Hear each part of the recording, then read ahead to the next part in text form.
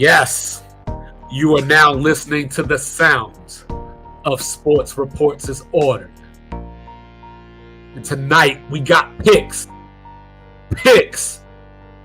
and more picks. Myself, 2-5, the unorthodox statistician, along with the Even Kill. Born in Texas, raised in VA, representing New Jerusalem. Even though he's being controversial and won't say that Naughty by Nature is better than Wu-Tang Clan. Cut it out. He is Mr. Logic. Mute your mic. Don't bring feelings to a fact fight. Don't do it. And tonight, we're going to get it started off and get it off my chest. But before we do that, do me a favor. Like, review, subscribe, rate, share. Do all the free things. Do all the good things. Let's get it started. Yeah. It's that time again. Me and Mike, second time this week. Currently watching New England and the Jets in this burn of a football game. And I got Receiver on in the background for Netflix. Shout out to Netflix. As I watch these sports, mainly we talk a lot of football. Football and most sports, but football especially, is known as a very bravado, tough, kill or be killed, mano a mano, creme de la creme kind of sport. You got to be tough to play it. You got to be tough to practice it. Like, the whole thing is tough. The rehab is tough. The practice is tough. The games are tough. The travel is tough. The losing your spot because the game is so tough, you get hurt. Everything about it is tough. Multiple people who want to take your spot, it's tough. It's over 900 college football programs in America. So it's a tough sport. And then I watch TV and I'm watching these dudes in suits talk about it, and they bicker, and it's so soft and just demure. That's the word we're using now in 2024, September. Paul Feinbaum, Stephen A. Smith, Dan Orlovsky, like all of these guys, they just sound they argue and they just bicker, and it's just like, yo, I'm sick of y'all talking about this tough ass sport with this soft ass tone. It's fucking tough. You know we're not gonna make it easy because you go out there in a suit and tie and lobby this expectations on these guys that they're gonna be better than peanut butter and jelly sandwiches all the time, and they come out like old moldy cheese sandwiches. Don't be mad at the defenses. We're going to talk about Mel Kiper in particular. He wants to get rid of the too high safety because it's not entertaining enough. That's because you don't like football. You like entertainment. You want to be entertained, watch a documentary about football. You want the highlights, watch Red Zone. Do your fantasy team, watch all the best tape clips of all the college recruits that you get sent, just to end up making a list that looks exactly like every other prognosticator, and you're supposed to be the draft expert, but yet 14 of you got the same people in the first two rounds. I guess that makes you guys all experts. The too high safety is to protect the defense. Defensive coordinators get fired if they give up too many points. Coaches get fired if they give up too many points and lose games. Families have to relocate if they give up too many points and lose games. Because if you're an offensive-minded head coach, you seem to get another go-round when there's a blue-chip quarterback in a draft.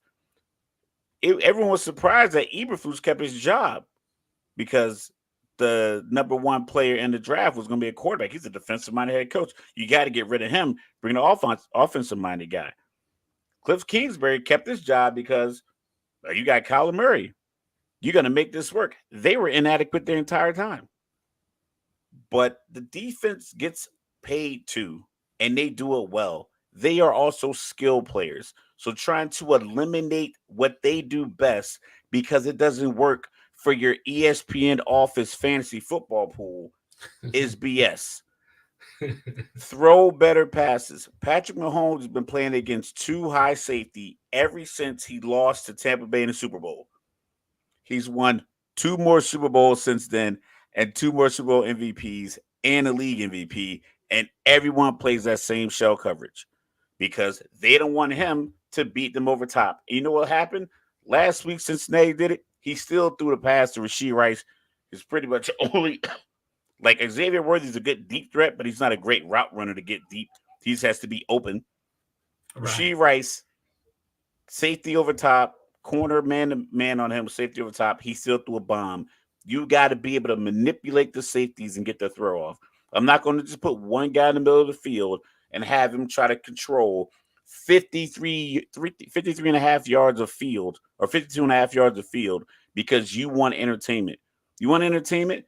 Throw the post route in between the two high safeties by moving them with other wide receivers and they get the guy in the middle. But throw it on time. Do your studying. Don't just be a hyped up quarterback that got hyped up by Mel Kiper and now you think you can just go to, Carolina and just throw the ball around. No, you're going to end up throwing to the other team. Don't think just because someone says you're Mahomes-esque and you get to go to Illinois and play a little football that you're not going to get sacked 7 times. They have to learn to be better in these circumstances. That's what men have always strived for. Men never had anything easy. I guarantee you most of the people you don't like in your life because one of the characteristics was they got everything easy in life. Nothing came hard for them. Born with the silver spoon, rich kid, frat boy, all these other monikers that come along with people who get it easy. People like people who've been through the grind. Except for the ones that we vote for president. Yeah. He made it seem like it was tough because his dad only gave him a loan for $1 million. But that's neither here nor there. We don't get too political yet. But that's all I'm saying is like men have to do hard things in order to benefit in their life. You're not going to get anything easy. Easy women aren't always good for you. An easy job won't give you progression. Taking the easy way out is a negative moniker. So trying to make it easier for the offense is not going to make it better. It's going to give you another bad product where you got guys like Zach Wilson out there in shorts and long sleeve T-shirts rolling left in Provo, throwing the ball back right, and you're overly impressed until you find out he can't throw a pass in the flat to an open wide receiver. That's your fault.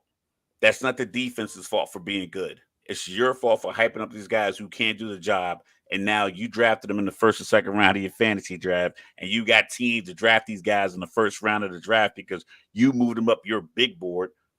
Well, tell them to put on their big boy pants and don't throw the ball to the other fucking safety and other team. That's all. I thought we was going to try not to curse tonight, though. Oh, man, I got a little idea in me. You know what I'm saying? Besides the fact that the rules and everything are like 70-30 towards the offense anyway? Illegal contact. If they called illegal contact on the offense, Gronk would have 14 touchdowns in his career. Yeah, don't even get me started on DeAndre Hopkins. Oh, man, he'll put you in your whole Michael Irvin wouldn't be near the Hall of Fame. Michael Irvin would have 212 catches. Yeah. So, there's this old adage in the SEC, it just means more. Well, now we've learned down in Knoxville, Tennessee, it just costs more. So you got the Vols adding a 10% talent fee to their season tickets for starting next year. 4.5% for their single game tickets because they think that's going to bring them a higher caliber of football player or make it easier for them to get one. They didn't need that to get Nico. You know what I'm saying? They didn't need that to get Brew McCoy or Squirrel White. But apparently they need that for the future. Because now that we look at it, this House case versus the NCAA, it's rearing its head. And it sounds like we're getting closer to what it always should have been. The schools are going to have to pay players. So right now, everybody thinks they're slick. But 2-5 see what you're doing. You call it a collective. What's the collective? That's fan donation. That's booster, a.k.a. fan. So fans are already footing the bill for you to get the players that you're trying to get anyway. Now you're going to charge them more because with this House ruling, it's expected that it's going to get ratified. And once that happens, schools are going to be on the hook. Well, here's some numbers for you, Mr. Logical, real quick. Let's hear it. So, last year, the University of Tennessee, their sports programs reported $202.1 million of revenue last year. Right? Okay. We got this new 12-team playoff, right? The SEC and Big Ten are going to get about 30% of that. The money associated with that playoff to be distributed evenly through their universities. The SEC,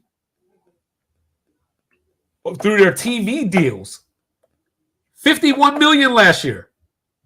So think about what I just said right now. $202 million as a university they reported revenue. They got $51 million for the SEC TV deal. They're going to get another 30% of whatever the college football generates this year. Because they're going to get 3 or 4 teams in. So what this comes down to is there's some fat cats down in Knoxville that don't want their pay affected. That's what this comes down to. So, of course, in true 2-5 fashion, I don't want to be predictable, but I got to be me, damn it. Yeah. It's because y'all going to pay for it. That's why they do these things. Because you're not going to say, you know what? I'm going to skip Tennessee and Alabama this weekend. You know what? Who needs to see Georgia anyway? Because if you don't stand for something, you'll fall for anything. Absolutely.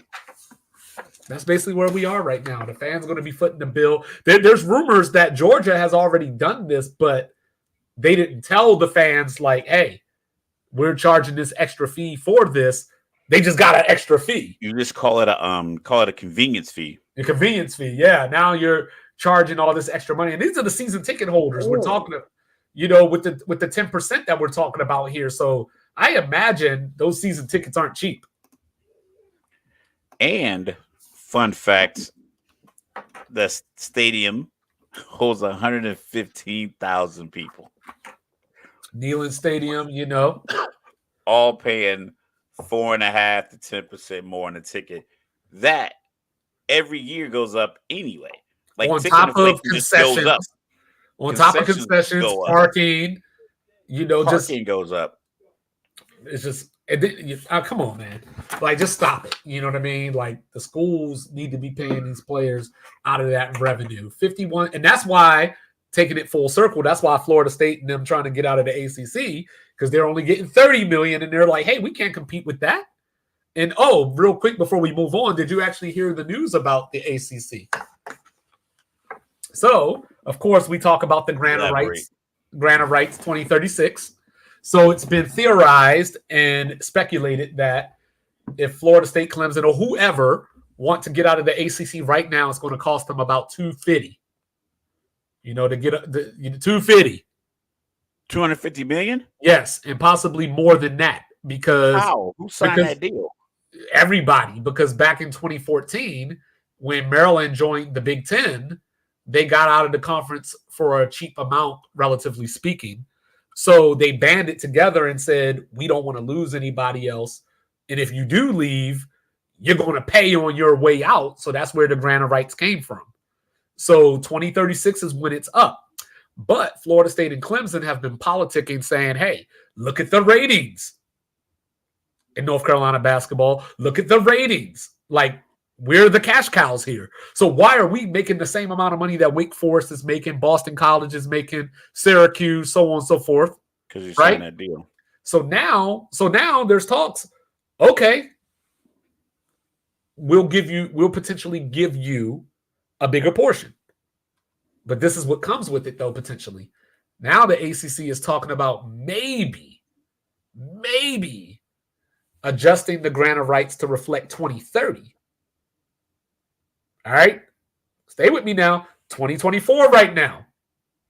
So what does that do? That cuts the payout in half. So that 250 comes down to 125 now. So the ACC makes it looks like they're doing you a favor, Right. because they can legally jam you for the 250 for the original buyout that you bought into, Right. but we'll let you slide till 2030. But I can still for take you to 120. court and litigate and possibly pay less than that. You know what I mean? And ESPN still has to make the decision in 2027 whether they're going to keep the rights or not, because that could blow it up too. But 2030, right? So this is where the ACC wasn't using their big brain, because 2031 is when the Big Ten TV contract runs out. So they're gonna get, in theory, a big deal. So if I got you until 2030, around 2029 or so, you might start to hear this school going to the Big Ten, this school going to the SEC. So the ACC didn't solve anything, because you're just making it now. Now you had all these other schools like North Carolina, Miami, so on and so forth, sitting in the background. Now, you thought it was a Florida State Clemson problem. Now everybody else is going 2030. At this, realistically, for football, we're looking at ACC, SEC, Big Ten, Big 12, Big Ten, Big 12, and the Pac-12 is coming back. Yes. So if they lock in, I don't like that. I don't like that at all. Who's that? I don't know. There's a number 78 for the Jets. Okay, because I saw Aaron Rodgers get sacked again. So Oh no, it was a late hit. Oh, okay. Yeah, that's a raw deal. But you know what? They probably didn't think. Oh, he got hit in the back. Yeah, he got rolled up on. They probably didn't think that the deals were gonna be as lucrative when they signed it in 2014. Yeah, there's no way to know that. But who signed a 22-year contract? Nobody, except for them. You know what I mean? So the Big Ten. I'm not gonna cry river for you. The SEC's contract, I believe, started this year, and it goes 10 years. And then, the Big Ten, like I said, their $7 billion deal ends in 2031.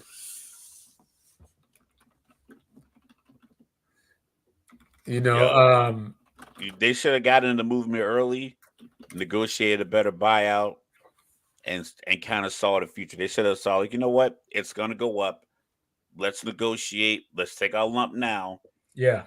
Go to the SEC, get this $53 million a year, lobby it out for $100 million, pay it out over the next 12 years, or whatever that number works out to, and then it would have been good to go. But instead, listen, drag your feet, lose your seat. Now it's about to blow up. So, moving on, of course, it's week 3. We got some games of interest this weekend. I doubt that Mel Kiper's going to be watching Pittsburgh and the Chargers, because he doesn't want to see any of that too deep.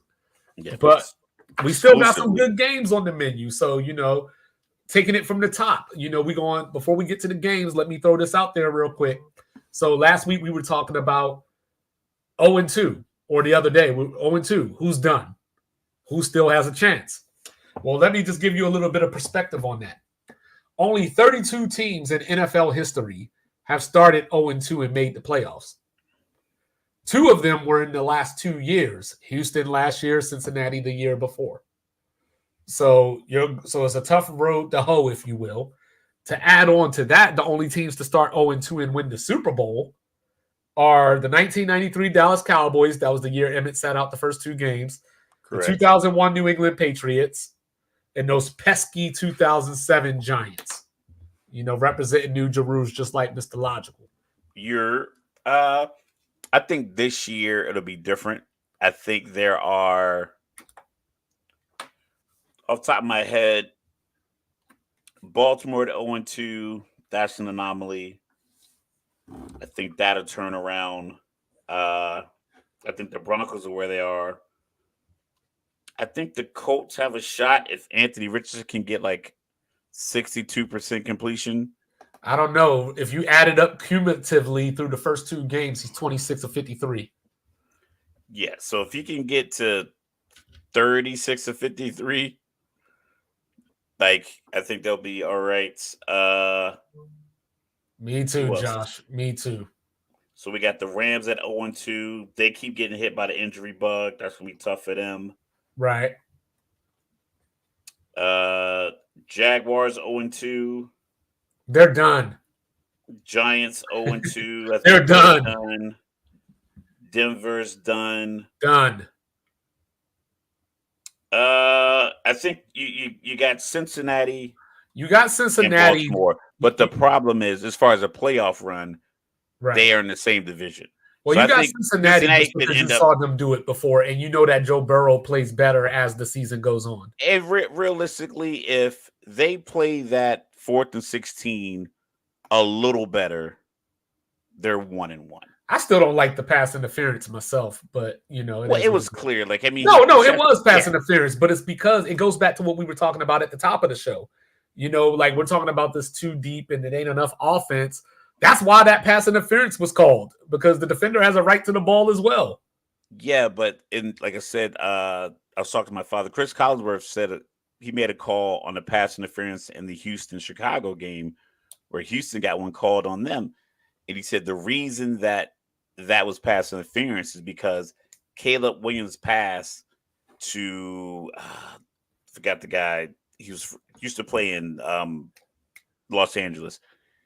The pass was perfect. Like, the pass was perfectly placed. It was going to the ground, so that the corner had no choice but to go through.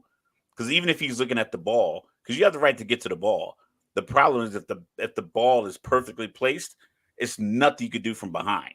Right. If it's here or here or here, then you can get through the body but still make contact with the ball. Right. When the ball is like here, because like Rashee Rice was jumping, the ball was going to hit him right in the hands. Right. And he hit him before. So it's like when the ball is perfectly placed like that, then you ain't going to get the benefit of the doubt. you're not going to get the benefit of the doubt, because the only way to get to the ball is to get through the receiver. If you go through his arms, I think you're good to go. Like, if his arms are like this and you went through the arms, but you're good to go because you can still make contact with the ball. You can't make contact with the ball unless you time it absolutely perfectly with your hands from behind him at full speed. So to those listening on podcast, Josh's question is Joe Burrow really that dude, or did he peak in college? What you think about that, Mr. Logical? I think he's that dude. Because we broke this down, we were having a conversation today about the difference between good quarterbacks and good quarterbacks that are also playmakers. Joe Burrow is a playmaker. Unfortunately, the fumble kind of turned the tide when Connor picked it up, scored a touchdown. But 3rd and 7, 3rd and 8, he's scrambling. There's an expectation that he can scramble, get you that 6 or 7 yards that you need to get a first down. He's injury prone, so that kind of maybe limits him. But I think he's that guy. Like, I know people want to say, oh, we got to see. But it can only be one king of the hill. It can't be 4. It's not Mount Rushmore. Well, I look at it a little bit differently. Not that I don't think he's holding Cincinnati back. No, I lean more towards he's that dude. But the problem that I've had with Joe Burrow from day one is consistency, right? Like I've always said, great players are just great players all the time. Like, you might have a bad game or two, you know, that happens, right? But Joe Burrow usually every season is not – he doesn't play like a star quarterback until week 4 or 5. And that's where, for me, I can't imagine Peyton Manning, Tom Brady, so on and so forth. Basically, I ain't going to say he takes weeks off, but having that type of start to the season just to kick it in later, that sounds more like Eli Manning than it does on that level. But you can't argue with the results, especially in the playoffs, big games. He shows up. So, you know, so that goes without saying. I mean, he's the only dude besides Tom Brady to win a playoff game in Arrowhead. So, you know what I mean? He's literally only active player. And he came back from 21-3 in that game, you know, to win that game. So, you know, so from that standpoint, I would say Joe Burrow is closer to that dude than he is peaked at LSU. Yeah. But, you know, I think we've probably seen the best of Joe Burrow already. I don't know if he has another level to pull out. The problem that Joe's going to run into is, and as we'll get to our picks because we have another guy that we're going to talk about as we transition. I don't know if his team as an organization is built for sustainability from the front office. Right. True, indeed, he did put him in that hole, but it still happened. It still occurred. Shout out to Kirk Cousins. Yeah, he got the shirt. There you go, right there, Josh. We repping. There you go, Josh. We repping the Gophers for Florida Rosedale this weekend too. But my bad. Spoiler alert. Yeah. So, I just think his organization might not keep the pieces in place as aggressively as another team. Like we're going to talk about Jacksonville. We both feel like Jacksonville has actively and deliberately done things to keep Trevor Lawrence stock going up. Like, hey, they got the right coach in there. They got him the contract. They got his college teammate. They go get wide receivers in the offseason when another one leaves. They got him a good tight end. So it's like they've done the things that Trevor Lawrence needs. Joe Burrow should have one of his two main wide receivers under contract for the entirety of his contract. It should have been a package deal. Like, as soon as you decided you were going to give Joe over $250, $260 million, it should have been like, all right, cool. We're going to give either T. Higgins or Jamar Chase that same money. That way they are locked in together for the foreseeable future.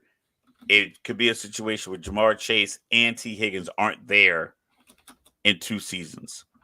And you don't just find Jamar Chase's just every year out of the draft. That's not how it works. Yeah. So, so let's get right to it. We're going to take it from the top. What we doing? Philly going to the House of Horrors to take on that bad man, Derek Carr. I hear doing Michael Jackson moves in the end zone. Yeah, with the Michael Jackson moves, getting fined $14,000 by the NFL for grabbing his own junk. Mr. Logical, do you trust not just Jalen Hurts, but the Philadelphia Eagle defense to go into New Orleans and slow down that offense? That Philadelphia defense, that back, I'm going to say linebackers, safeties, corners, so we'll call it back 7. Need some help, need some work. Kirk Cousins went down the field in 5 plays. No timeouts. They caught one route inbounds, got up. Next route was also inbounds, got to the line. Third catch was out of bounds and at the 12. So, and they still had like 40 seconds left. So that's how quickly they got down the field without timeouts. Not just like one bomb over the top where the defense wasn't paying attention. They methodically, and they threw it to the same guy twice on the same side of the field. It looks like Derek Carr and Clint Kubiak have a plan to how to attack defenses deep. And maybe he'll replace Doug Peterson in Jacksonville. I mean, it's probably a possibility, as you have Doug on the hottest of hot seats so far this season. Listen, I'm facts over feelings. New Orleans is averaging over 40 points this year. And they played Carolina, but Carolina still has NFL defensive players. They didn't get a bunch of players from the University of North Carolina. Mm-hmm. And then they win to Dallas, where Dallas has a plus 17 plus 17 and a half win percentage at home or something like that. In the last couple of games, it's been minus 21 and put up over 40 points on Dallas, 35 in the first half with ease. I don't see how that changes in Philly when I think Philly has the same problems with their defense that the Cowboys do. They're small in the middle, and they can't defend. They can't defend in the deep pass. They're missing a starter. very similar to Philly with Bradbury not being out there, and they have two young guys. They got Cooper DeJean. I think he's trying to figure it out. Quinyon Mitchell is playing well, but they're attacking him. And then Darius Slay, I think he's so used to having another elite corner on the other side that he didn't recognize that, oh, I'm matched up with the number one wide receiver on third down with the game on the line because he was looking in the backfield. Like somebody starting number one wide receiver. There's been a lot of injuries in the last 5 minutes of this game, it seems. But for those of you that can't watch 21-3 Jet Tropolitans over the Pats. So the Saints have outscored both their opponents 91-29. So yeah, I said the Tar Heels, what's up? You know what I'm saying? But the Saints, I don't think they're going to kill Philadelphia. I think Philadelphia is going to keep it close because I think this week they're going to emphasize Saquon Barkley.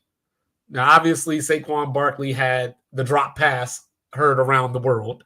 Yeah. Jalen Hurts still doesn't necessarily look comfortable. But, I got something for you. You always talk about how immature Sirianni is. I figured out Sirianni.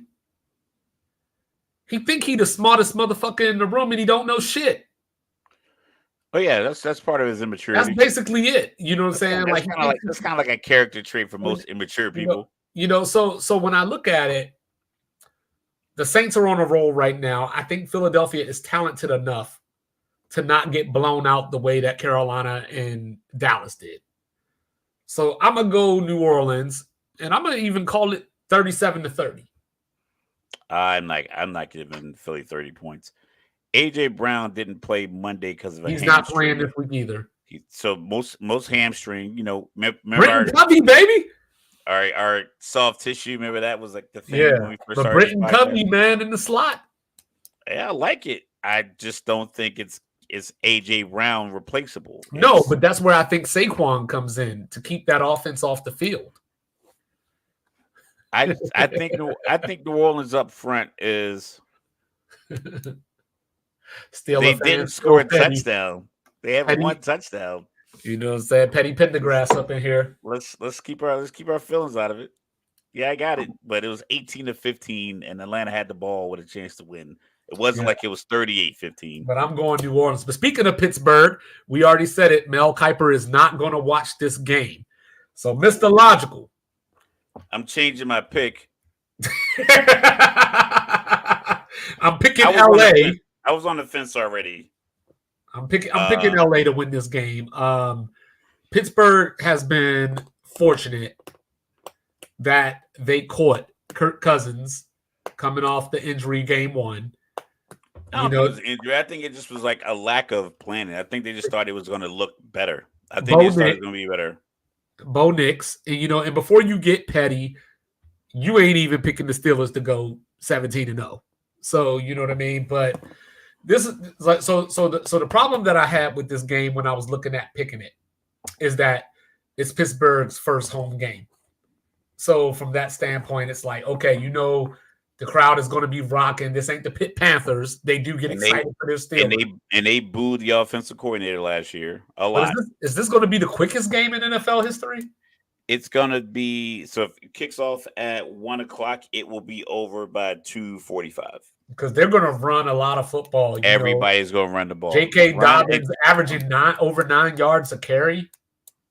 Obviously, that's not going to last through this weekend, but it just is what it is. So this may be the game where Justin Herbert needs to make a play because so far they've been playing it close to the vest.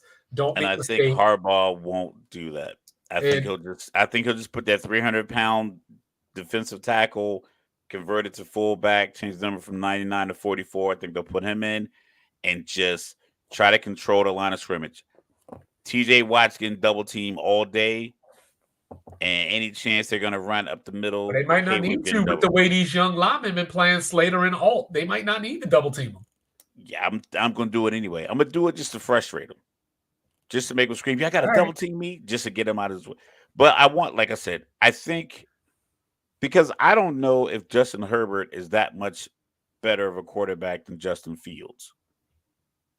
Because he doesn't make plays when it's like there's nothing there. Justin tends to turn a simple slant route into a highlight of him running through tackles. But Justin Herbert, like, I like him. I think he's steady. I just don't know if Pittsburgh is up 20-13 if Harbaugh is going to be super comfortable with him just letting it rip. Okay. So I think for that purpose, he's just going to just methodically just control the clock, too high safety, give Justin a bunch of looks where he has to like go through multiple reads and then scramble. Yeah. So we talked about it, Anthony Richardson, he's been our case study, 54% completion percentage in college at one point. He's 26 of 53 for this season. He's going up against the rookie. Caleb Williams is coming through. Can the Colts get their first win? I want to say yes, but I think watching the Bears defense versus CJ Stroud last week, and Joe Mixon was not getting any space against Chicago's front. I bet the over, I think, for 70 yards, and halfway through the second quarter, I was like, I'm not getting that. I'm not getting that out of Joe Mixon because the Bears, they were just everywhere. Grant, they only gave up 19 points. And Caleb he took a lot of hits. I'm not sure if the Colts defense is going to be able to do what Houston did. Okay.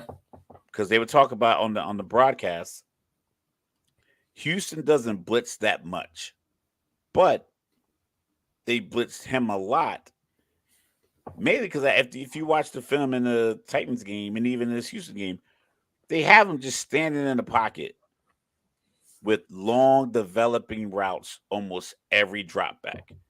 Right. It was 5 and 7 step drops almost every time. And then by the time it was like when he did throw 3-step drops, it was like they knew it was coming because he had 12, 5, and 7 drop backs in a row. And of those 12, he got rushed 9 times. So like eventually after you get up off the turf, this next one got to be quick. Or if you're going to throw on first down, like it's got to be quick. And what was happening is that he just kept, maybe he wasn't hitting a check down, maybe he wasn't giving a check down, but he was running for his life a lot. And I was talking about it was like, you got to design a couple of plays for Caleb to get outside the pocket and make a play. Because that's what he wants to do. He wants to use his legs and make the big play. And that's what confuses me. Set it up. And that's what confuses me because when I look at the offensive coordinator, because I like to dig into the backgrounds, where you came from, all that kind of stuff like that. He came from Seattle with Geno Smith. So, you would like to think that. But Geno's he's a big guy, but Geno's like 6'4". No, I know, but so he can like see over the pocket. But my point is that you think that comes with the package, so to speak. He was experienced. Geno was like 7 years in the league by the time, so he has seen a bunch of stuff. So I would like to think that the Colts are going to come out angry because they just lost a game to Malik Willis, who wouldn't even throw a third down pass because his lineman threw up on the ball. I don't blame him. Jonathan Taylor is averaging 5 yards per carry this season, but he only has 28 carries through 2 games. So I would like to think that the Colts are going to implement him more into the offense. The problem is I don't think he can run against the Bears. So, I'm going to take the Bears, with hesitation because I do feel this game is truly a toss-up.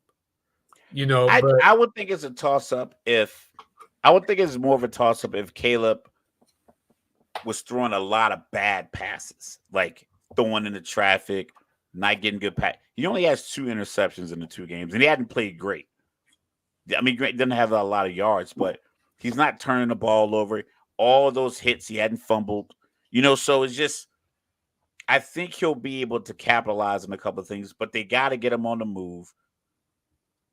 I believe they'll get him a couple of short field opportunities, maybe a punt return, maybe an interception, and he'll start at the 50. And he'll get a couple of quick plays, maybe get DJ Moore involved early, bubble screens. Like, if I'm watching at home and I can see like you called it, Keenan Allen not playing, your star wide We do. receiver not getting the ball is like just literally first play, run like the little touch jet sweep passes. Just get the ball out of your quarterback's hand to a playmaker's It's hand. almost like an NBA player, right? Where like the jump shot isn't falling. It's like get him some free throws. Get him a free throw. Like, Just listen, just man. let him see the ball go through the hoop. That's all. Pick it is. and roll. When You the know, big I'm switches hopeful- on you, drive him to the hoop, get fouled, see the ball go through the hoop. I'm hopeful that Josh Downs can come back this weekend because I was looking for him to have a breakout year this year. We'll see if Keenan Allen's going to play. But bad news for the Colts, of course, is that DeForest Buckner is going to be on the IR. So you're already taking a bad defense, and you're probably taking their best player, if not their second or third best player, away. So yeah, I'm going to take the Bears. But I like to get nasty. I am 2-5. So soon to be brought to you by Liquid Death. You know what I'm saying? Or Woodford Reserve. The 2-5 game of the week. The Houston Texans and the Minnesota Vikings. That's my game of the week. Because I see two teams here that I think the opposite of.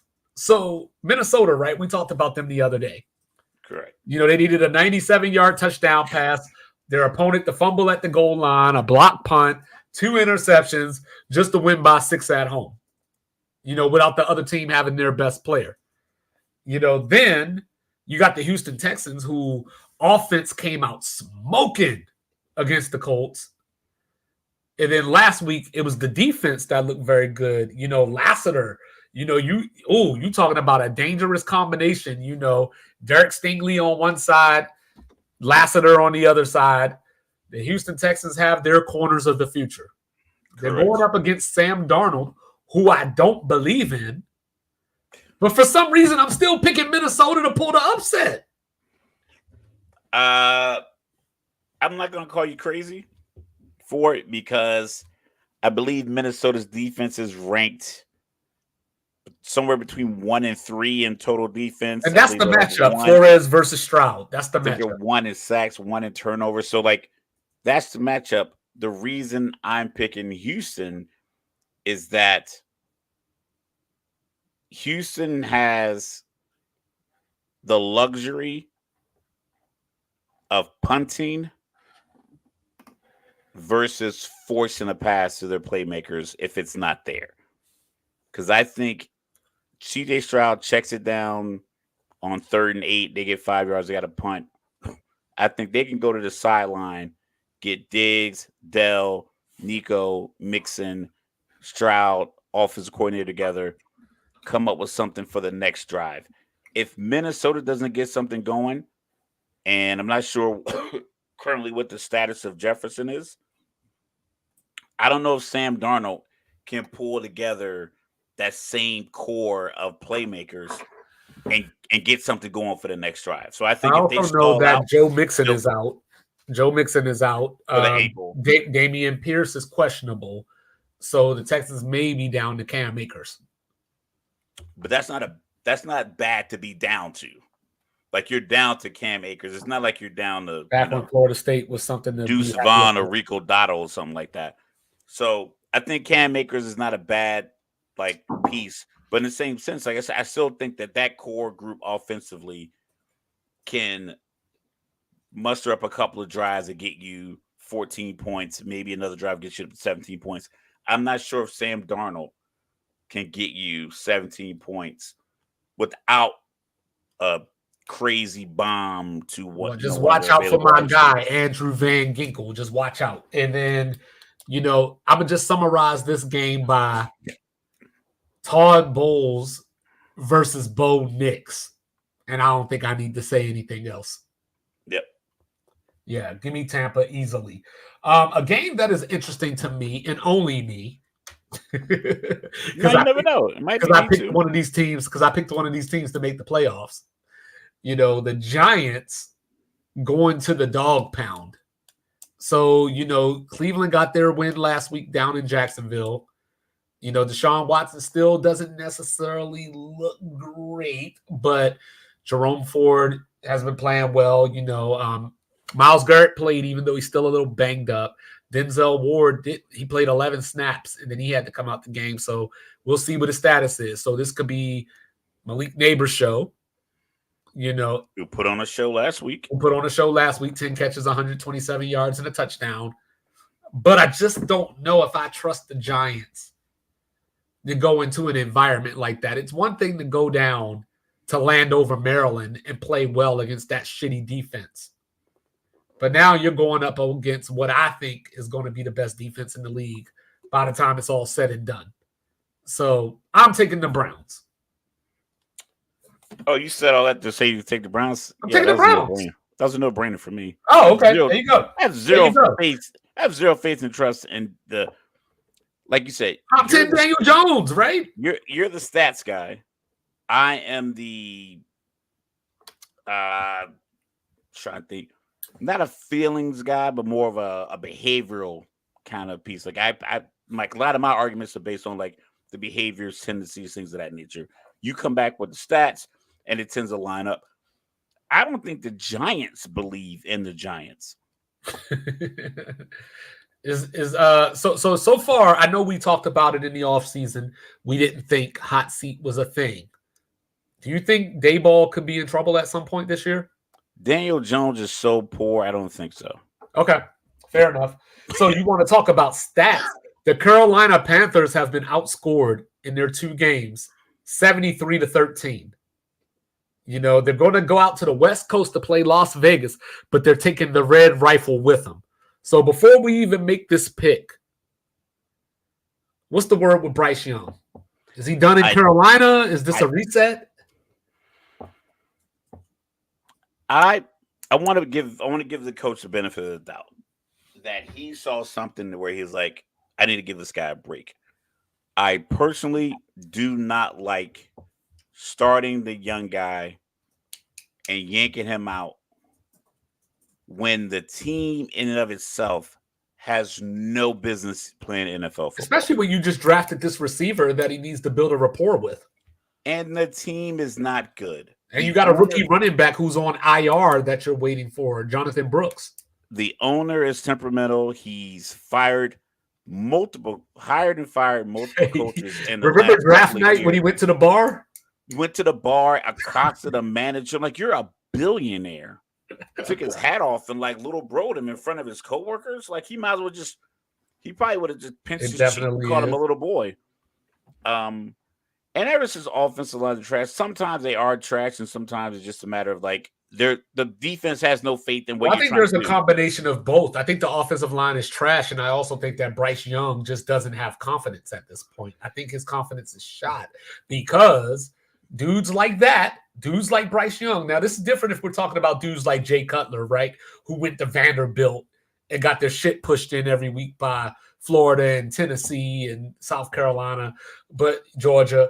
But then when we're talking about Bryce Young, this dude has won in every phase of his life. But he's gone to some of the top football programs. That's what I'm saying. This is his first time modern day in California and Alabama. Right. But even with that adversity, it's still a matter of like some of your throws I haven't watched a lot of Carolina football, but I've watched the games when they played against Atlanta. He just doesn't look effective. It doesn't look like anything he does threatens the defense. So the offensive line looks like trash because it's like, I'm going to put 8 dudes up here. Oh, shit. Drake May, ladies and gentlemen. Drake May. Yeah, it's 4 minutes left in the game. That's fine. Let me see some throws, baby. The squad, like I said, the squad is bad. And he doesn't look like he's going to make them any better. I personally would have given him more time. I'm double check, see when their bye week is because you got the laptop. Yeah. I'll check it out. Go ahead. Yeah. So whenever their bye week is, maybe I would have given them that much time. But ultimately, it's like Andy Dalton's 36. Hey, Andy Dalton threw for 363 yards in a game last year. Yeah, and I'm not saying he's not even though it took him like 45 passes to do it. But he's not your future. The Panthers bye week is week 11. Okay, that might be too long. So the good news is they I play would've the given us Giants right September. before that bye week. Yeah, and I saw on another. I want to give. God, I keep remembering to write this stuff down. I want to give. All These right, so guys credit. hold on. Before we do this, right? I assume we're both picking the Raiders to win this game. Oh yeah, by a lot. All right, so let's do this real quick. So you brought up the bye week, right? Let's assume Andy Dalton doesn't get hurt and he starts the rest of these games. Tell me where the win is. You ready? All right, so they got the Raiders this week. We're both picking the Raiders. Next year's draft. They get Cincinnati at home, no. at Chicago, Nope. home against Atlanta, Nope. at Washington, Nope. at Denver. Maybe depends on if Bo Nix is allowed to take his lumps and he gets better every week, and then depends on their schedule. If they have a game where they're playing like a bad defense and he gets 2 or 3 touchdown passes in and his confidence goes up and he gets to go to the podium and he says then that's the difference. But Home even against then- New Orleans, nah, that's a loss. home against the Giants.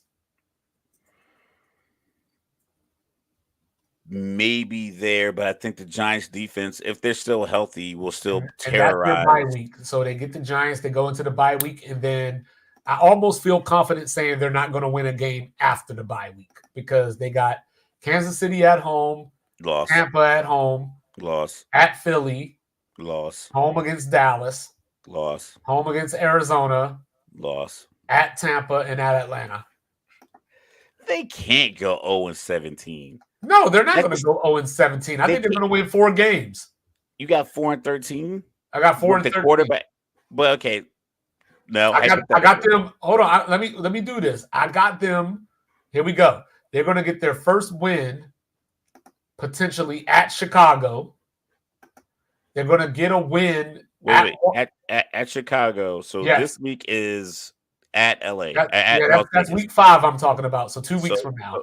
So you got Andy Dalton starting this week. So week 3, week 4, and 5, and Yeah, 5. you didn't put them in the game to put them back on the bench. You know what I mean? That's what I mean. So it's like I got them winning at Washington. You're crazy. I know you don't want to be a homer, but No, I'm not being a homer. That defense is just bad, and I'm not sold on them. They may Adam Thielen's going to torch that defense. they may actually get 2 wins in a row and beat Washington and Denver. The only problem is that they're both on the road, so they have to lose 1. So what you're telling me is that Dave Canales made a statement saying Bryce isn't done in this league, He's not. but yet Andy Dalton's going to get the next 4 weeks. You didn't potentially bench him. lose the next 3. I don't think that you want to play yo-yo. That's why you shouldn't have done it at all. No, I agree with you. I agree with you. But I don't think that you put Bryce Young on the bench and go 2 weeks later. Come on back, Bryce. I think that you play Andy Dalton until about maybe the bye week, and then you come back with Bryce Young potentially. So you got this guy, number 1 overall pick, holding the clipboard for 7 games. If And I you didn't, want him to come back. if I Where didn't does want he him get his holding the confidence clipboard, from? if I didn't want him holding the clipboard, I wouldn't have benched him at all. That's what I'm saying. So like that's why I think the move is bad. We'll get to the other teams. Okay, yeah. We'll come back. We meant to talk about this a couple of days ago. So like Right. We'll come back to that. go a We'll come back to that. No, we'll hit it up. We'll hit it right now. That way we can just kind of wrap it up. We'll put a bow on it right now. Well, we got other games to get to, but you know, but yeah, like I think that you don't sit him unless you're just sitting him. You know, maybe you're doing what should have been done in the first place, and you say, you know what, just watch. I like okay. My bow on is like I don't know where his confidence comes from if he's on the bench and they're still losing. I don't know what he's learning. Your confidence comes from it wasn't just me.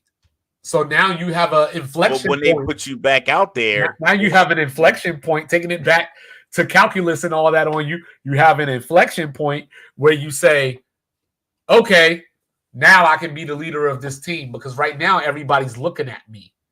But if we're 0-9 or whatever, 1-8, now I can be the galvanizer of I'm sick of this shit.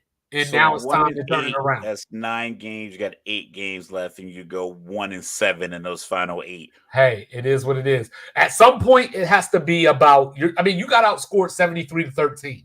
At some point, it's about being competitive before anything else. Before you can even get to the wins, can we lose a game by a touchdown? Can we lose a game 31-27? Can we lose a game 20-16? I mean, they're a division foe, and just because I didn't like the move. I hope they lose 42-0 in Las Vegas. Oh, okay. Just so the coach has to come to the podium and ask questions like, I wouldn't even be surprised if they win this game. I'd be surprised. I'd shave off an I eyebrow. wouldn't be surprised. It's the NFL. I wouldn't be surprised. But since we're talking about upsets and potential upsets, you ready? For the second week in a row, give me the Cardinals at home.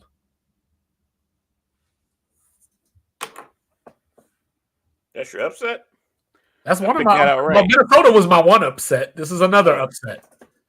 I love how you're real animated about it. I'm just like, yeah, it seems reasonable. Well, I mean, I just don't think they're not playing well. They're not playing well. Yeah, Detroit's not playing well. The Cardinals. I think they have the hangover from blowing that lead in the NFC Championship game. I didn't think it would affect them. But I think guys are going into the second and third quarter of these games thinking Drake May about to lead a touchdown drive. Oh no, we were a possession away from going to the Super Bowl, and now we're out here looking average. So now I'm ready to see what Marvin Harrison Jr., aka Harvey Marison Jr., has in store for us. And of course, Terry and Arnold. I would love to see that matchup, rookie on rookie. But man, these referees are calling a flag on Terry Arnold. Boy, anytime he's near a receiver. Where I'm watching Sauce Gardner, I saw Sauce Gardner hold DeAndre Hopkins from the 8-yard line to 3 yards in the end zone with no call. Did he keep the elbow tucked? I don't know what he kept, but it was a hold the whole time. Look at Drake May with the 4th and 10 completion. But, I'm taking Arizona to win this game. He's been hit 4 times in this drive, by the way. I want to see Jahmyr Gibbs. You're not going to make it a whole year doing that. I want to see Jahmyr Gibbs more involved in the offense. Crosby, for Detroit. 4 sacks. I'm going to take the under because I think Dalton will get rid of the ball 5 times. Okay. 5 times. Drake so now you got the battle of attrition. You got the French. Came off. You got the French against the Vietnamese. On one side, you got no Puka Nacua. You're down 3 offensive linemen. Now Cooper Kupp is on IR. On the other side, you got no Christian McCaffrey. Debo's out now. So who Kittle hadn't practiced today. Who has enough people to win this game? Kittle didn't practice today either. Kittle didn't practice today. Who you got? I got the Niners still. I still got San Francisco. I think we picked a lot of the same teams, but I got San Francisco still because I like I said, at the San Francisco scheme, it's not. I know certain the caliber player is up and down, but the scheme is solid. I think it works. Getting guys open, getting the ball out of Purdy's hand. I think the scheme is. I think guys on San Francisco benefit from the scheme because Purdy is. If Purdy was a big quarterback with the big arm, I think things could go haywire because I think he might hold on to the ball too long. Trevor Lawrence in that offense, Josh Allen, some of these Caleb Williams is there. I think some of these other guys, because they're just so naturally athletically gifted and they have the size, speed, big arm, they have the whole package of what you need as a quarterback. I think they get you in trouble. Brock Purdy doesn't have all that, so he just goes with whatever the scheme is. I'm not saying he's a system quarterback. He just understands, listen, I need to get the ball to these playmakers. Whoever's there, Ayuk have his breakout game because he's still there. I think he just plays smarter because a lot of guys been in that West Coast system haven't done great. Well, I trust. So it's not it's just because the system is great. I just think that he operates it better. I trust San Francisco to be able to run the ball against the Rams defense more than I trust the Rams to be able to run the ball against San Francisco's defense. Matt Stafford, has going to want to throw it, and he's going to want to throw it 40 times, whereas Brock Purdy will hand it off 35 times. And I just think that the 49ers are a bad matchup for the Rams. I mean, hell, the last 10 years, the Rams won last year because of it was the last week of the season and starters were benched, and then the other time they won, Tart dropped the interception. Correct. So I think San Francisco is just a bad matchup for them in general. But then you take it to Sunday night down into the compressor. You got that man Patrick Mahomes coming in there. I know you want to pick the Falcons to win this game, don't you? I do want to pick them, and not just as a homer, but for a few succinct reasons. Too high safety. We got two really good ones. Okay. Best one in the game, probably. Got a pass rusher on the outside, pass rusher on the inside, rotating 6 defensive linemen in the game. No Pacheco. I saw an article that their Kareem Hunt was in conversation. Well, no, they signed him. They signed him. I don't know if he's going to play, though. Maybe. They got the guy. Wasn't that the dude with the crocodile? That was they got him. He fumbled last week, but they gave him the ball back, immediately building his confidence back up, unlike what they're doing in Carolina, where they want to get it back in 6 weeks. But they gave him the ball in like the next series. It was like 3rd and 1 or 4th and 1 after the fumble, built his confidence back up. I think he scored later. So I like what the Chiefs doing. I just think that they got some RGP Ryan, right? They have P. Ryan. I love Mahomes, but I know he's not gonna throw the ball to these two high safeties. But what he's gonna do, he's gonna check it down. Linebacker, Atlanta isn't very strong at. They're athletic. Troy Anderson ran like a 4.4 at the combine, coming off an injury, but he seems to be getting in his groove. If they can tackle in space underneath and not let Worthy get one of these crazy plays off that gets Andy Reid thinking of all these other plays he wants to run, because what happened in the Cincinnati game was he didn't get that play off. He didn't get the reverse. He didn't get open deep to where now Cincinnati has to worry about him and have to shift. They pretty much just manned him up, muscled him up, and he never got loose. And Mahomes is going to be like, listen, and I'd say that interview, he was like, I come to the line and I know off all the film study, a couple of things I'm not going to be able to do. If Worthy is one of those, like, you know what, that route for him is not going to work, and he has to go to Kelsey, and Kelsey's getting bracketed, and they play very similar to how Cincinnati played it, then I give Atlanta a chance. But who you actually picking? You know what? I'm not going to front. I'm going to go with Atlanta. All right, I'm going with Kansas City. I think this is a typical Atlanta spot. Everybody's excited. The city's excited. They came back with the win against Philly on the last drive and all that good stuff we talked about earlier. Yeah, this could have been it could have been a better game, but this is such a letdown moment for the Falcons. This is such a letdown, historical to have to come back and play Kansas City. To come back and play Kansas City. This is where we need Carolina. And you need a Carolina game, or you need like a Tennessee game. You need something with like a young quarterback that you can build on. Patrick Mahomes is coming off of the lowest output of his career, 151 yards against Cincinnati. His worst game as far as yardage from start to finish as a starter. If they don't square up that left tackle issue they had, that guy Kingsley, he was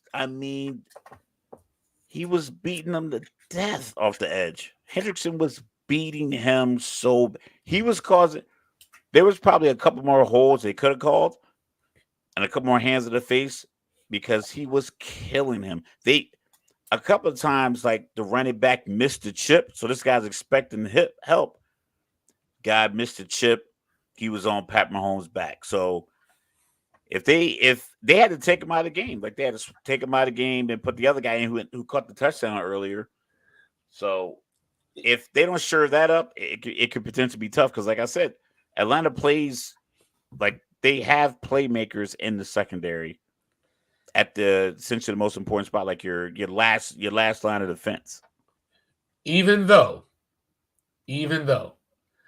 Jacksonville has won the last 2 against Buffalo, to include London last year, to include a low-scoring game the year before, Even though Trevor Lawrence in primetime games, 8 touchdowns, no picks, 96.3 passer rating.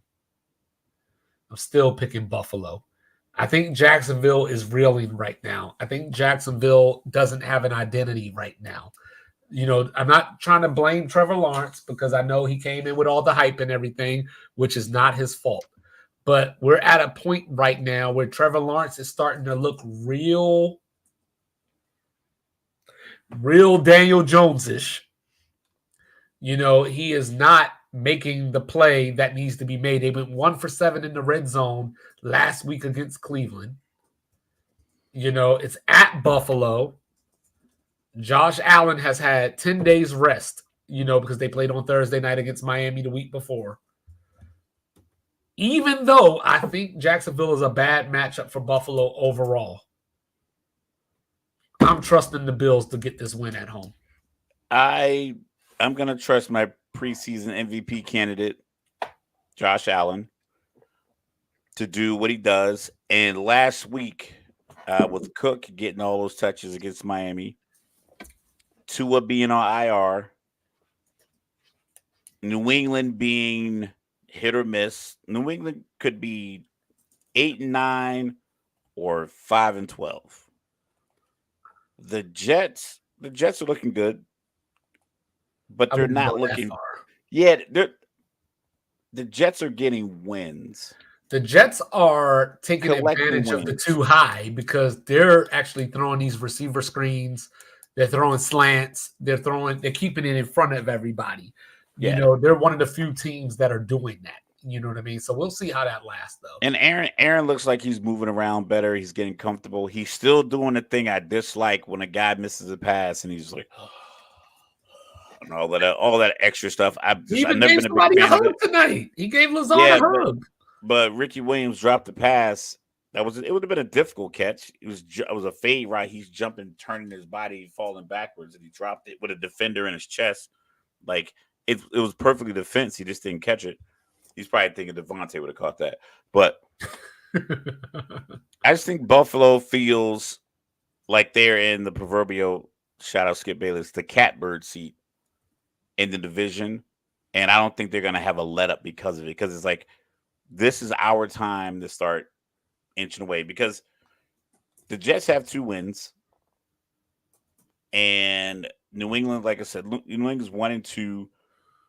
They need to keep a lead on the Jets. They need pressure on the Jets because I think the Jets are more likely to kind of implode and have one of those bad games where like they lose to a team that they're favored to beat by like 8.5 or something like that. One of those kind of games. Like the Jets are likely to do that because they're just like this. I don't know. It's like a powder keg. It just kind of. I think it can erupt rather abruptly.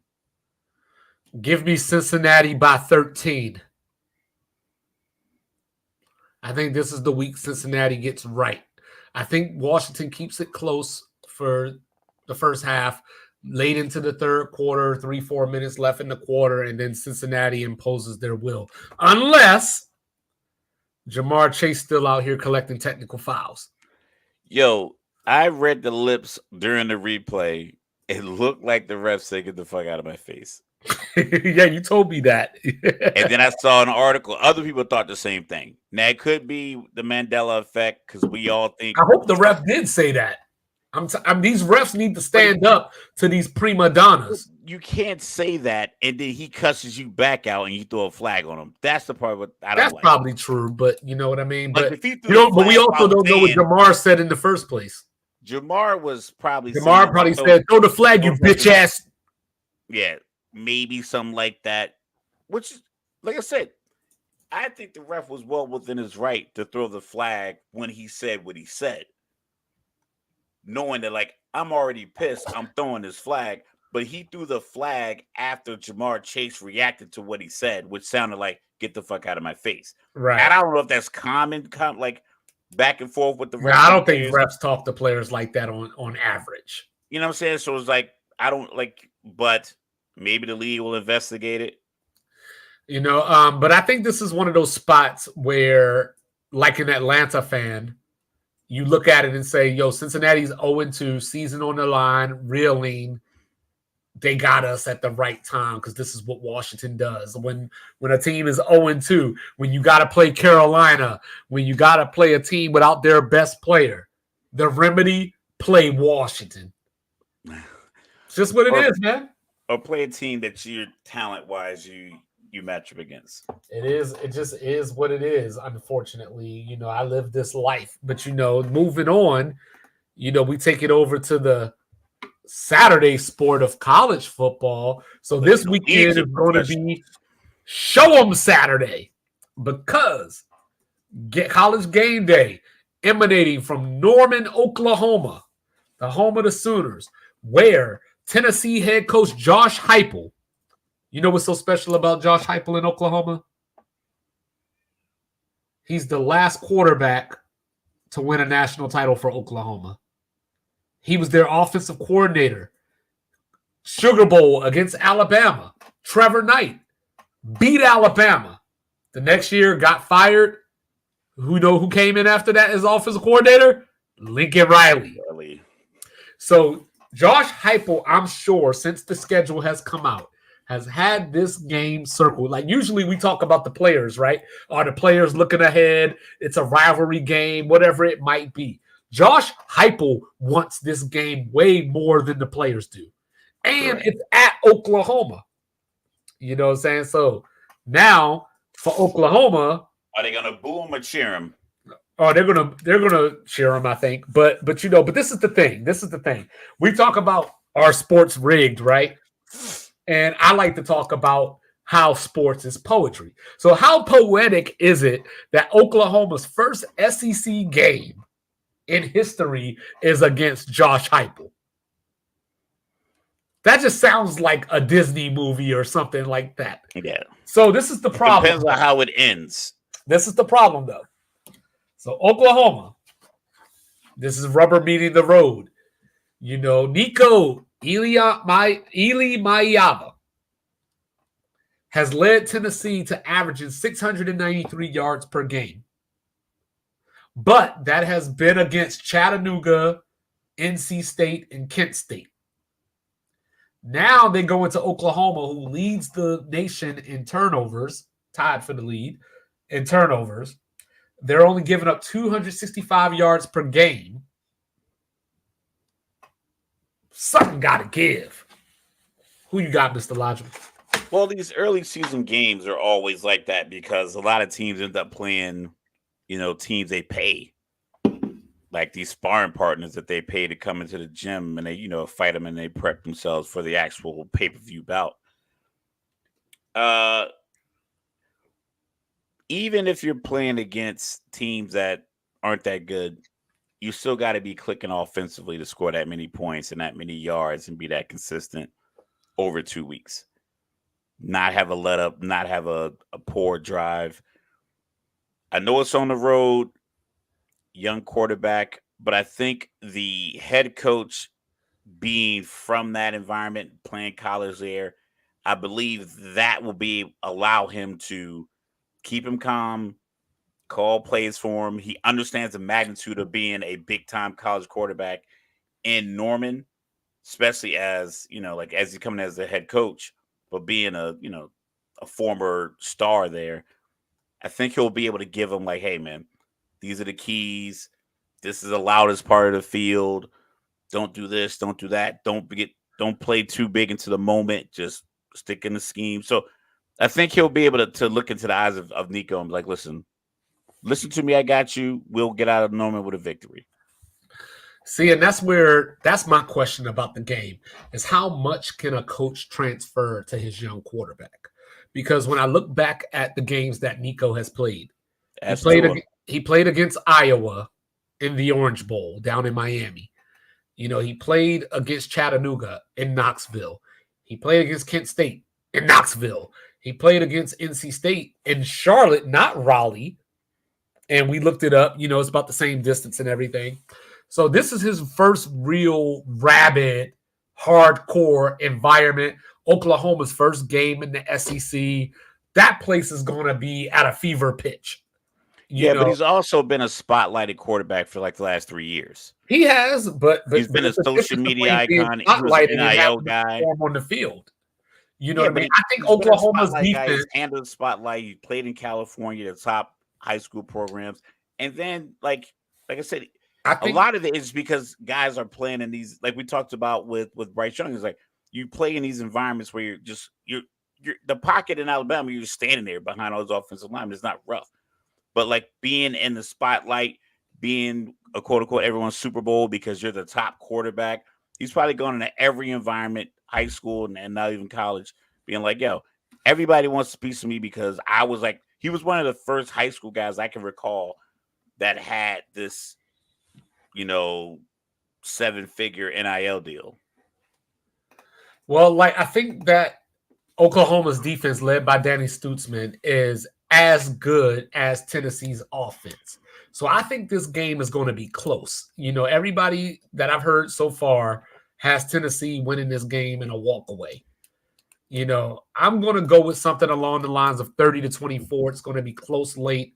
Tennessee's going to have the ball and make a big play to run out the clock or whatever the case may be. So I'm going to go 30-24 Vols. Jackson Arnold, the Oklahoma quarterback, unfortunately for him, is the leading rusher as well. So, you got Deion Burks, his leading receiver, with 22 receptions. No other Oklahoma receiver has more than 6. Then where do you see him getting 24 points? Because one, they're going to get a short field because Nico's going to throw them the ball once or twice. Okay. So that's where I see it happening, because that's the one thing that even though Tennessee is running up all these yards, that's the one thing. Nico, they won 51-10. He still threw 2 picks against NC State. So, like I said, he is a great quarterback in college, but he is still young. And this is the first, this is the first road game. So, we're going to see how it goes. Like the problem is I think Oklahoma's not going to be able to generate a passing game. So that defense is going to have to keep them in. They're going to have to turn them over. Yeah, they're going to have to. Points. All right, let's go to Stillwater, where we got the beloved Utah Utes with Cam Rising potentially playing, potentially not playing, wearing a glove, not wearing a glove. I can't see a scenario where he doesn't go out there. I agree with that, but I don't see a scenario where Utah wins this game. Defense. I know. I think size, stature, defense plays tough. Older guys. Granted, the quarterback is. This was the combination. They are 49 years old between Cam Rising and Alan Bowman. Yeah. So they're 25 and 24. It's gonna be a good one. I like the fact that it's on 4:00 because you get this undefeated top 15 matchup in the middle of the day. But this is why college football throughout the day is probably one of the best days to watch football, because you get matchups from noon to 10 p.m. I like Whittingham in big games over Gundy. Like, I think if everything's even, I like the temperament of Whittingham and the consistency and the player that he has in Utah over Oklahoma State. And we talked about the Oklahoma State quarterback. Like, you had a dominant run game and had 15 touchdowns and 14 interceptions. That was last year. He's been a lot better this year so far. Yeah. He's been a lot better this year so far, but the problem is that the running back hasn't been good this year. So they haven't played a Utah caliber defense that plays that big up front.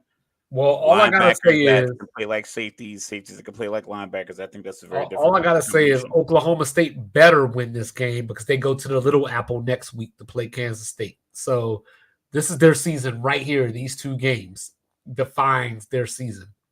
And, I like Mike Gundy leading the team with that mindset of we got to get one of these 2 games at least. Why not get the one at home? Yeah. Cam Rising plays. They don't get this one. Anybody else plays, and I'll go Oklahoma State. You don't trust Zach Wilson's little brother?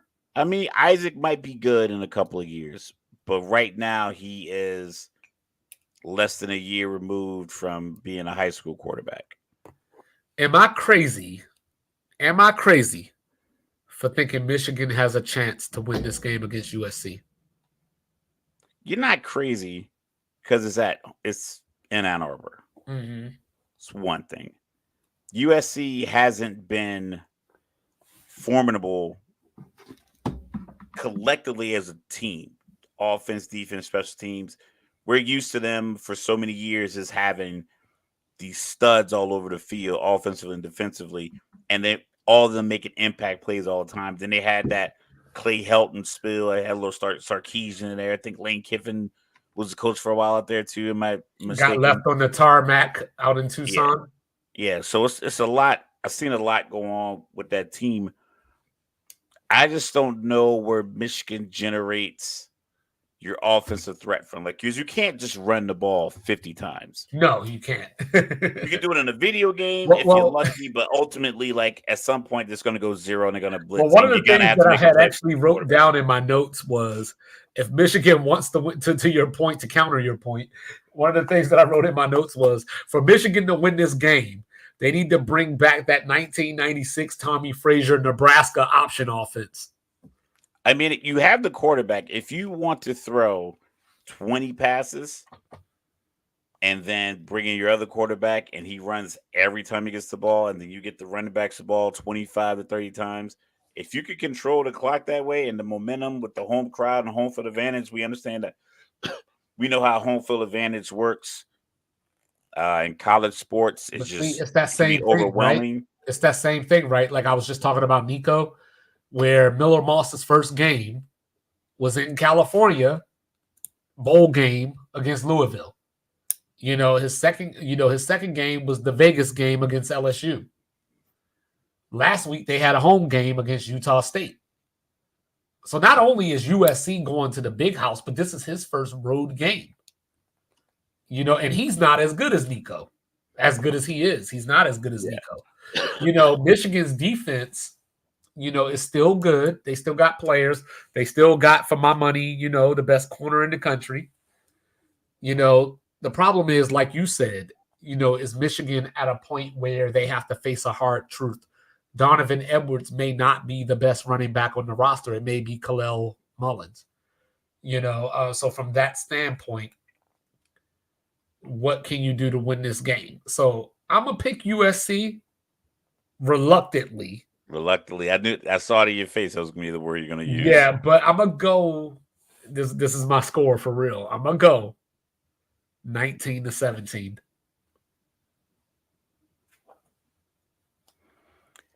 I don't think USC is going to move the ball the way Texas did, because Texas looks like not only like the number one team in America, they look like the absolute best collective team.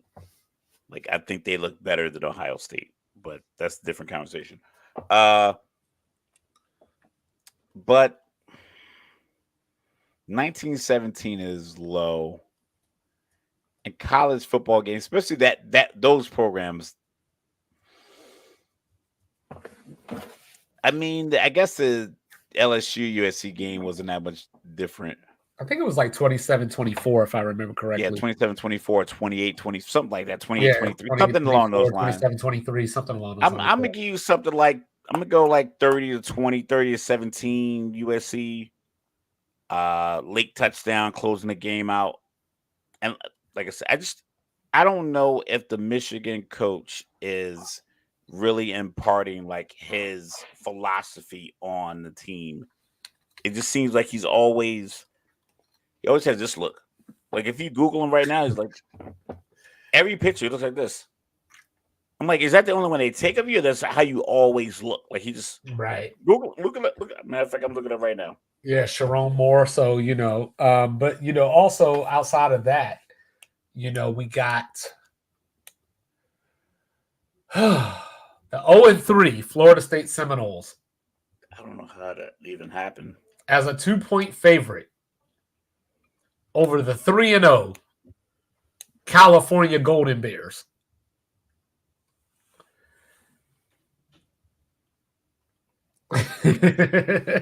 And Golden Bear Twitter has been killing FSU all week. They put the APB out on No It's another 321. one. You know, they put the APB out on No 321, who I told you about the other day. I don't know, maybe he just was crying, but it's like that's what his So, face is like. Sorry. so Cal has already gone to Jordan Hare and beat Auburn. Florida State is coming off of a game where they lost to Memphis, where we talked about 24 rushes for 37 yards, but they only scored 12 points. So, you know, Florida State is in trouble. They could lose this game. But I'm going to hold the faith. But this is my problem. They can't go 0. They can't lose. They absolutely at can. home. They absolutely can. You can't do it. They I know I'm bringing feelings to a fact fight, but Justin Wilcox, the head coach at Cal, is known for his defense. You know, so they absolutely can when you got a quarterback that won't throw the ball down the field, an offensive line that won't give him time to throw it down the field, wide receivers that drop the ball when he does get it to them, and running backs that can't break away. So you absolutely can lose this game. They won't, but you absolutely can. Absolutely can. You know, one of the things that I love about college football, of course, Mr. Logical will know, one of the words that I say more than any other word in the English language when I'm talking about college football is rivalry. And what I love is when the rivalry spills off the field. And I don't mean fighting. I don't mean anything like that. What I mean is Mayor Eric Johnson of Dallas going to a meeting with a TCU sucks shirt on while calling out the mayor of Fort Worth saying, play SMU, because this is the last year of the series. One of my favorite series just because they play for a frying pan. You know, but this is the last year of the series. This is another rivalry that's going to bite the dust of conference realignment. Yeah, I mean, it's unfortunate, but maybe you make the playoffs and you meet up again.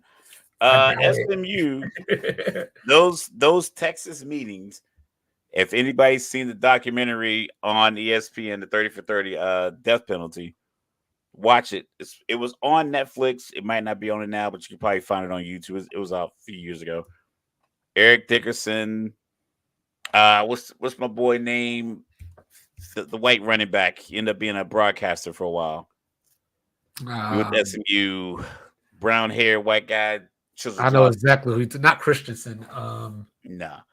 Exactly who you're talking about, but go ahead. So they were like number 1 and 2 in Texas, and they got both of them to come to SMU. And all of it started because Craig James. All these Texas businessmen were going to these meetings in Dallas, and then on the golf course, and in these board meetings, they were like talking shit to each other. And it was like, oh, word, like, yeah, we got this running back from Houston. We got them all wrapped up. Like, oh, really? Got them all wrapped up? Like, yeah. He's gonna be an Aggie. Like, oh, really? We got this guy. He's gonna be a Longhorn. We got this guy named Eric Dickerson. He's coming here. And the SMU guy was like, listen, man, I'm sick of going to these meetings with all these Texas and Texas A&M guys taking all the talent in Texas. What do we got to do? And that's when I started writing them contracts and getting them to come to SMU. Yeah, Pony Excess. Yeah. So I mean, rivalries are big in Texas. I like the fact that he wore that shirt. I think it's dope. Yeah. I love it. Absolutely love it. Play him. And, you know, SMU, I will see you next weekend. You know, so then, of course, you got Mr. Logical's ACC championship game pick, the Wolfpack, going up to Death Valley to play Clemens with a freshman quarterback. That can't end right? It's never a good sign. If you went up there with a freshman quarterback that was a 5-star high school, Nico or something, and he was starting week 1, and everyone is Dylan Raiola kind of status. All right, I'll rock with it. But if he's like the backup freshman and he's in because the upperclassman starter is injured, that's normally pretty tough. So I'm just gonna have to err on the side of just common sense and pick Clemson. Yeah, coming into the season, I wanted to pick NC State to win this game and make a statement. They've beat Clemson 2 out of the last 3 times that they've played, but both of them obviously were in Raleigh since it's in Clemson this year. So yeah, Clemson's going to win this game pretty easily. I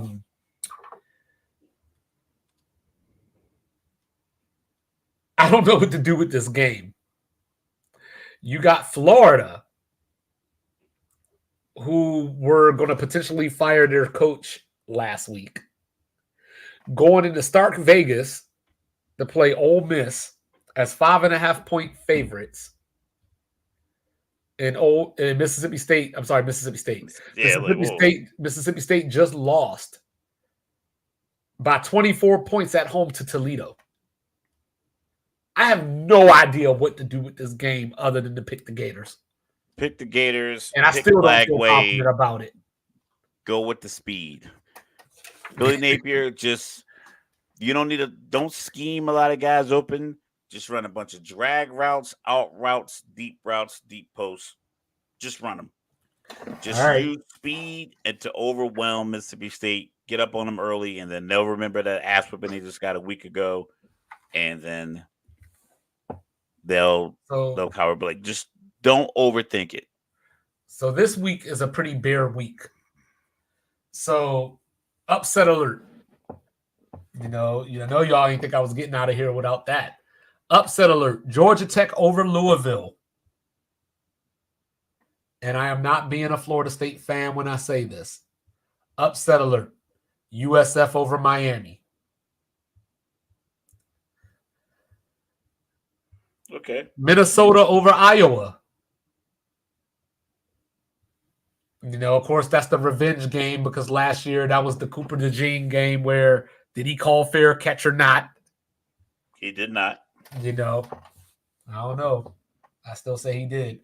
But for the actual upsets, give me Florida Atlantic over UConn. Give me Arkansas going into Jordan-Hare and winning against Auburn. And then the big one, the big upset of the week. Oh, let's hear it. Virginia, stand up.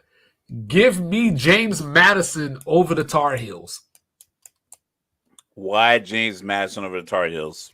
What are you seeing? The Tar Heels, I just don't trust there's not enough data on their quarterbacks, especially with Max Johnson being out for the season.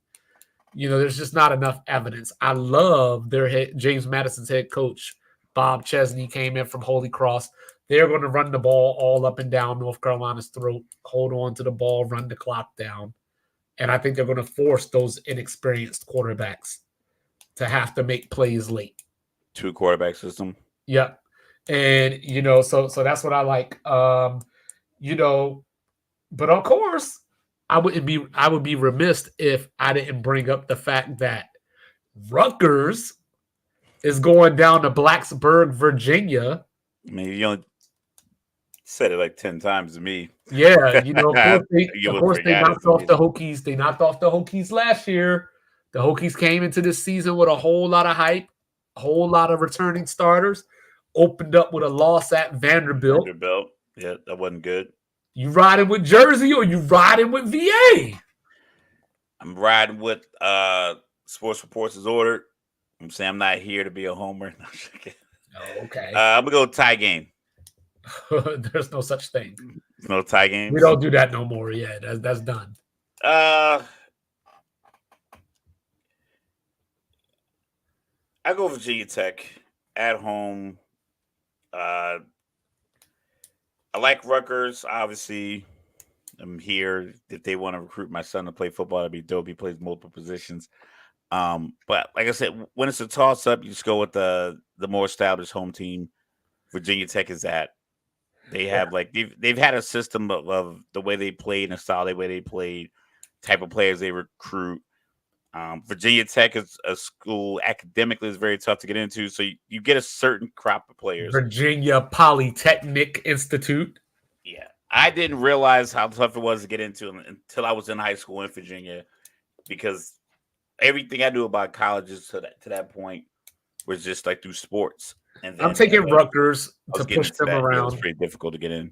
I'm taking Rutgers to push them around, coming off the bye week, brick by brick. I think they go into Blacksburg and get the win. You got Boulder, Colorado. Ooh, they talking about rain in the forecast. You know, you Run got the ball. you got Baylor coming out.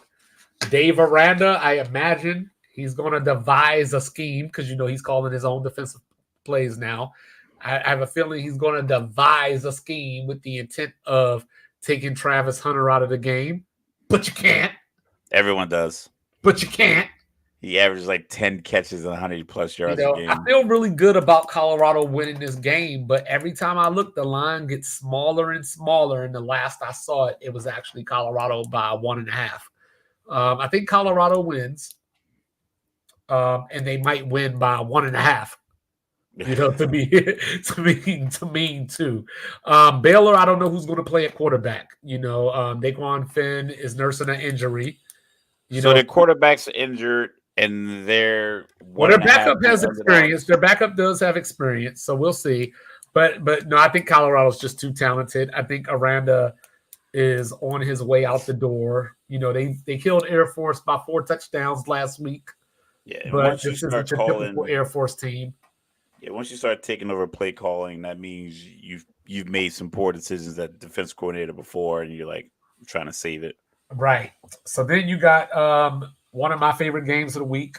Loser is done. West Virginia hosting Kansas. I'm going with Kansas to win that game. Ohio State continues their murderer's row. Akron, Western Michigan, and now they're going to get some biscuits and play Marshall. Yo, technically, what that coach said is tampering. I know. Just saying. I wonder if somebody talked to him about it. Yeah, they might. If he ends up with a couple of Ohio State players on his team, they'll go back to that. But it was pretty funny. Like I like how he was lighthearted about it. But like I said, when I watched Ohio State, You know what ass whooping is coming. Yeah, when they played against Akron, man, they were beating the hell out of that quarterback to the point where he couldn't even stand on the sideline. He was on the bench with. They might not score a touchdown. Marshall may not score a touchdown, but for those of you that want Ohio State to play a team that you recognize or you know about, they do go to East Lansing next week. So we'll see how Michigan State does. Because Mr. Logical stat of the day, I did not realize because I always make a big deal about it. Michigan State is going up to Chestnut Hill this weekend to play Boston College in what we know as the bandana game. Correct. So I was like, oh no, Michigan State's in trouble. It's the bandana game. Until I realized Boston College is only 4-5 in the bandana game. So keep your eye on that. I'm picking Boston College to win. Another upset that I might be willing to pick is Texas Tech over Arizona State. You know, so first to 50 wins that game. Right. Washington against Northwestern. This game will lay the foundation to Washington's season. I picked Washington State in the upset over Washington last week. That was one of the few upsets I got right last week. You know, but Washington, Northwestern, we'll see. Minnesota, I talked about them potentially upsetting Iowa. Since week 1 when they played North Carolina and lost in the last 2 minutes of that game, they have not given up a point in their last 2 games. So they're playing Iowa. Anything can happen here. The over-under, I believe I saw it at 35. So 20-17 gets you the over-under, the over. Can they do it? But you said Michigan has a lot of points 2 games. Minnesota, excuse me, has a lot of points 3 games. And it's not like Iowa's going to come through with this ravenous scoring barrage. I say keep it going. I like Minnesota to win the game. Yeah, 20-13, 20-10. And I want everybody to know that regardless of what anybody tells you, Floyd of Rosedale is the best trophy in sports. You know what I'm saying? That's the best trophy in sports. It's better than the Stanley Cup. It's better than Paul Bunyan's axe. It's better than the little brown jug. So we talked about Florida State and Cal earlier. How about this? Here you go. DJ Uiagalelei, 56 of 99, 666. That is not a misquote. 666 yards. In 3 games, Mr. Logical. In 3 games, 1 touchdown, 2 interceptions, 6.7 yards per attempt. Florida State ranks 133 out of 134 FBS teams, averaging 52 rushing yards per game. How is that possible? I think At, so. at a top program like Florida State, like they're So like what I think, national program. How you not getting 50 yards? I think that we got a locker room issue that the team doesn't want DJ, and they're loafing around, they're half-assing it. You know, like after that week 1 game against Georgia Tech, and like I said, I don't have anything to back this up. This is just me. But wouldn't they been able to see that in practice? Well, like, I think. See. Well, like I said, remember I told you back in practice, you know, or fall practice and all that. Nick Saban even was on record like, "Hey, this is the best team in the ACC," so on and so forth. They believed the hype. They came out week 1, got pushed around by Georgia Tech, and I just wonder if dudes were like, you know, immature. They don't have like the leadership that they had last year. You know what I mean? Oh, they brought this dude in here. They gave him all this money. This is what we got. That's on the coach. So if he looks great, if he looks great in practice, that means practice wasn't that hard because he hasn't looked great at all. I haven't seen a single great throw. I watched a couple of those games. Like I haven't seen anything that says this guy earned that spot other than just being older and transferring in. Right. And that's all it is. Practice must have been real light if he looked dominant in practice because none of it's transferred over. That's all it is. And last thing is I respect and appreciate the bond between Boise and Oregon, or Idaho and Oregon, I should say, because I know that there's parts of Oregon that would like to secede and join Idaho as a state, create their own state or become a part of Idaho. But in this season, we've already had Oregon play Boise State. We've already had Oregon play Idaho. Boise plays Portland State this week, and they closed the season with Oregon State.